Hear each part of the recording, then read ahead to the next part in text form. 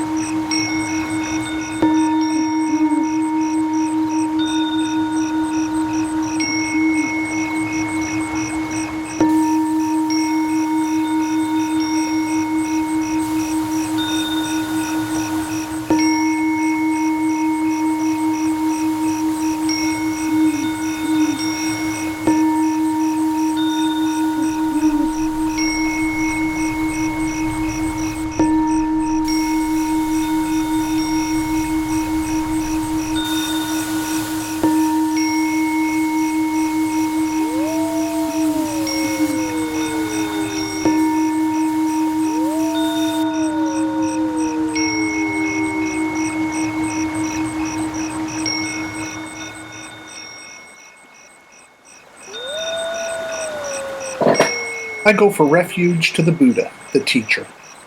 I go for refuge to the Dharma, the teaching.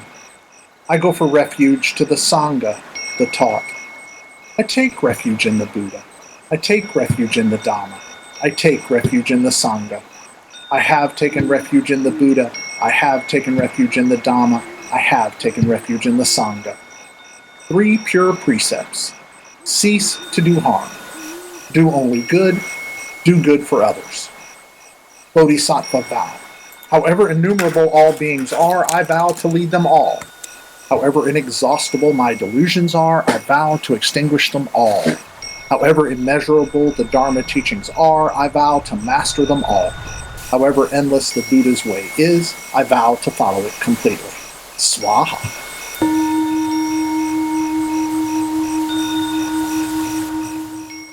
All right. So you probably saw the notice, or if you didn't, the title today is Practicing Stress.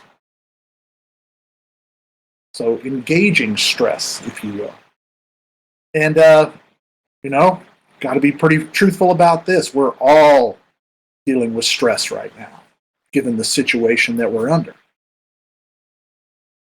So I want you to think about health magazines or health-related websites, and even like well-educated and, let's face it, well-intentioned doctors dispense what they view as words of wisdom. And these are the words. You need to avoid stressful situations. Okay, what a wonderful idea, right? But in this modern, fast-moving, time-dependent existence, it just doesn't work well in the normal course of our lives to avoid stress. Stressful situations, stressful experiences, some are minor, some are pretty major. They happen with unfortunate regularity. And avoiding stress can actually lead to more stress because you're trying to avoid stress.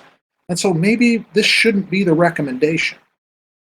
The magazines, the websites, the physicians, they need to offer positive ways to both perceive stress and to respond to it in healthy and life-affirming ways.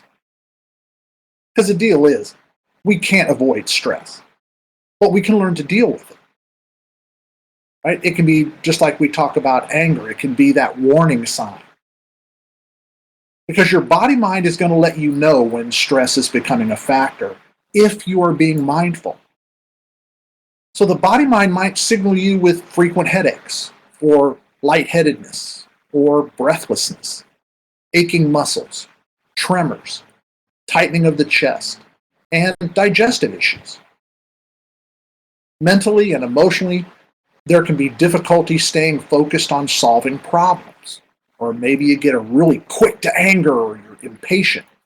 You get depressed. You have anxiety attacks and sleeplessness. These are all common things that arise. These symptoms arise from the production of what's called cortisol in the body.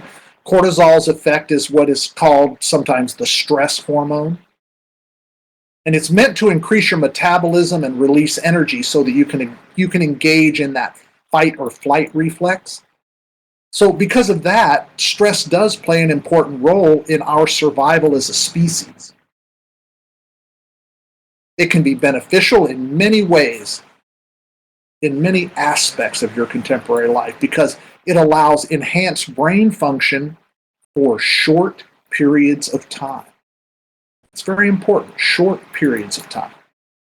Cortisol increases the natural activity of the brain by factors of hundreds, and so this natural drug, if you want to call it that, isn't meant for long-term production or long-term use. The debilitating psychophysical effects begin to occur when anxiety and worry are experienced continuously for about a period of 6 weeks or so. That seems to be the average. And at that point, we can actually start seeing actual damage to internal organs, and even serious mental issues can manifest themselves. Two common diseases that either result from, or the chances of them can greatly increase from long-term production of cortisol, is heart problems and diabetes, and both of which are, of course, on a rise in the West. So again, your body-mind will let you know when stress is becoming a factor, but you have to be mindful. And not just mindful of, oh, look, I'm getting stressed, but mindful of what you can do about it. So stress results in the production of cortisol, and this is helpful in the short term because it gives you this psychophysical boost when you might need it most. Again, that maybe fight or flight reflex. That it becomes so harmful in the long term, though, is why you've got to develop an awareness or mindfulness when your stress is beginning to arise, and then acceptance of the positive and negative roles it can have, and then practice actionable strategies to manage stress. It isn't easy to deal with stressful situations. We've all done it. And it's certainly, those stressful experiences, they weigh on us. They can be very difficult to deal with. But we've got to be honest about it. In fact, we got to be rigorously self-honest about it. There is no way you can completely avoid stress in your life, because in this causal world, you are never separated from the realities of cause and effect. And stress can be both a cause and an effect. And while you may be trying to avoid stress, others are not going to avoid causing it. So you're still going to have to deal with stress. So we can engage our Buddhist practice and at least help ourselves minimize stress that we do encounter in the beginning, minimize it, and then engage in practices that give us better tools to cope with stress. Now, I say Buddhist practice can help you minimize the stress you encounter in the beginning, when you first start thinking about it and practicing it. And that's all it's going to do is minimize stress, because it's still always going to arise in one moment or another. But again, we just know how to deal with it, like we deal with our anger and our hatred and our greed and our envy. It falls into that same category. You may be familiar with part of this quote by Rudyard Kipling. He wrote, quote, "If you can keep your head when all about you are losing theirs and blaming it on you, if you can trust yourself when all men doubt you, but make allowance for their doubting too, if you can meet with triumph and disaster and treat those two impostors just the same, yours is the earth and everything that's in it."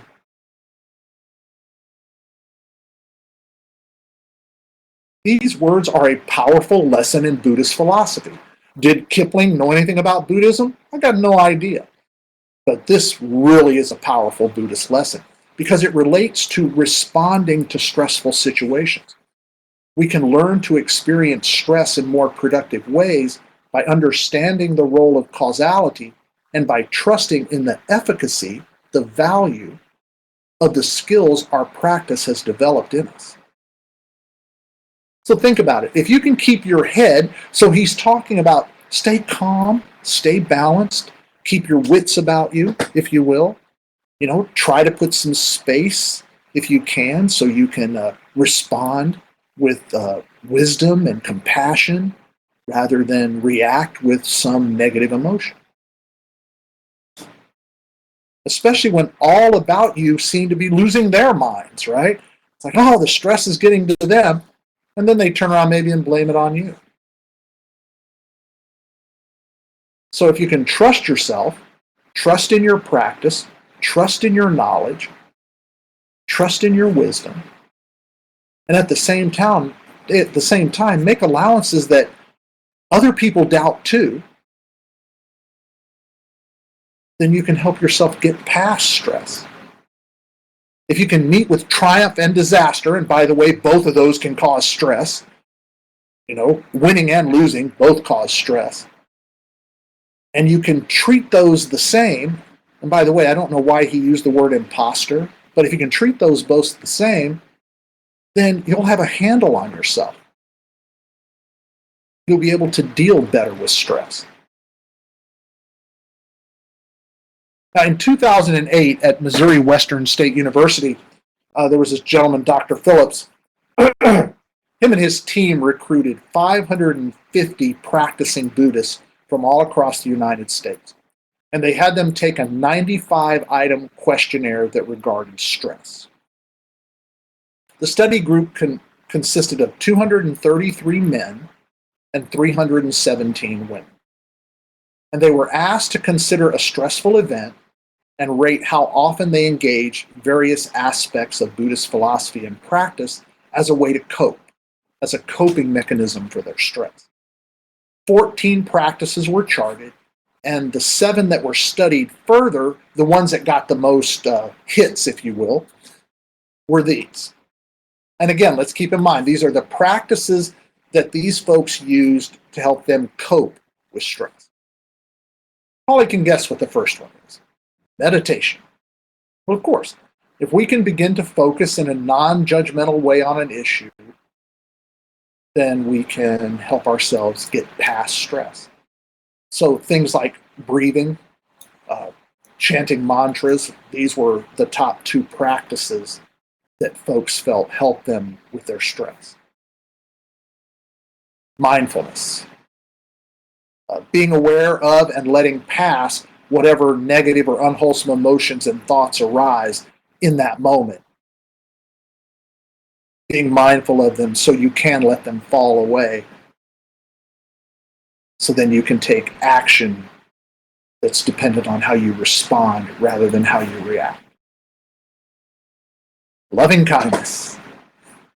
Practicing compassion to yourself and others while maintaining a non-judgmental view, again, can really help us with stress, especially when we can offer that loving kindness to ourselves. Because stress is kind of a personal thing. Even though, other people around you can certainly be stressed out too. Stress, like our Buddhist practice, tends to be something we have to deal with on our own. Morality. Looking to the Eightfold Path, specifically like speech and action, livelihood, and intention. If we can keep the Eightfold Path in mind as a guide, and when we start to feel stressed out, we watch what we say to ourselves. We try to be mindful of what we say to others, be mindful of how we treat ourselves, what actions we take. Sometimes our livelihood can get involved with our stress, of course, and we have to make decisions there. And our intention. So we look at this from taking moral actions outside of maybe how stressed out we are. Impermanence. Basically what I say about the pandemic, it will pass. The situation, whether it's physical or emotional, will pass.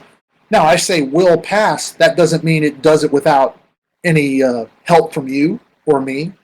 It means we have to take actions, of course, but we can make it pass.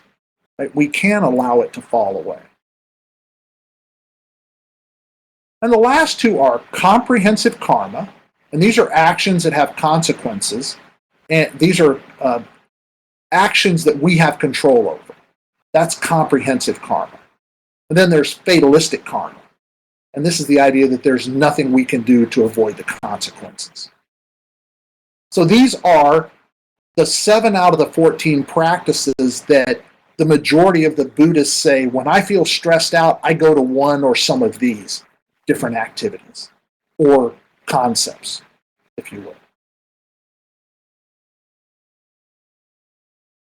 So I want to talk about each one a little more in depth. And right away, I'm going to kind of throw away fatalistic karma, that tool. Because it's the kind of thinking that can too easily lead to somebody saying, oh, well, nothing I can do about it. And while you will always have to deal with some consequences, you still have the capability to learn to deal with them positively and effectively. Practicing a sense of fatalism is not useful and it's not productive. Mostly because it can be viewed as permission to avoid. Oh, I'll just avoid it. And if you look at your own experience, it's really hard to avoid stress. You can deal with it, but it's difficult to avoid. Meditation as a practice for dealing with stress is kind of a before, a during, and an after kind of tool. You can use it, before something happens, while it's happening, and then you can use it after it happens. You can engage, for example, in visualizing stressful situations and how best to cope with them during your meditation sessions. An example, let's say you're somebody that has difficulty with confrontation. It seems like every time you start to get in a confrontation with someone, your heart starts to race and your blood starts to pound and you get all freaked out and you can't hardly think straight. You can engage in visualizing that type of situation and the stress that arises and start thinking about, well, how can I better do this and why am I reacting this way? Watching your breath. That helps to develop an overall sense of calm and equanimity that can become part of your off-the-cushion demeanor, and it will allow you to deal better with stressful situations as they occur, because that's the moment you can make that space. This idea of take 3 deep breaths, there's a lot of value in that. Sitting allows you the opportunity to review your thoughts and actions, like visualizing, and to calm yourself after encountering stressful situations. So this is using it after. Right? You have a stressful situation, you had to deal with it, or maybe you haven't yet dealt with it. Sitting down in meditation can slow you down and, again, maybe give you a space so you can figure out how to deal with that stressful situation. Excuse me. And this leads right back to the before practice of visualization. So it's almost like a cycle, if you will. So rather than letting stress be a cyclic activity itself, a meditative state of calm and balance can become that cyclic activity instead. So you replace it with something more wholesome. The three things, mindfulness, loving kindness, excuse me, and the realization of impermanence, these arise as aspects of your practice. And you can bring these to everyday experiences, especially the stressful one. Thinking of the concept of impermanence, when you start to deal with stress, impermanence should be that first intellectual stop as you begin to deal with stress, because you remind yourself that it will pass. And again, I have to do something to help that happen, right? To make that happen for sure, but it can happen. Because yes, everything is impermanent, including stressful situations and stressful experiences. Even after the body-mind lets stress fall away, you can find your mind still holding on to the experience. Filing it away as an emotional construct, meaning filing away the level of stress and the feeling of stress and putting that into your memory, instead of filing it away as a life lesson. I had a stressful situation, started to feel stressed out, figured out how I could deal with it, dealt with it as best I could. You are responsible for achieving a deep understanding that the emotions that arise from stress, they're not you. They're just emotions. They are not permanent unless you allow them to be, unless you choose to grasp onto them tightly and not let them go, or not make the effort to let them go. Morality, this relates to how you choose to react in stressful situations, what actions you choose to take. Because it's always your choice. Are you going to react with anger and aggressiveness? Or you're going to respond with equanimity and calm in the unique, stressful situations that you encounter. The Eightfold Path guides you to modes of thought and action that can mitigate the stress and often relieve it in yourself and others. I'll give you an example. View.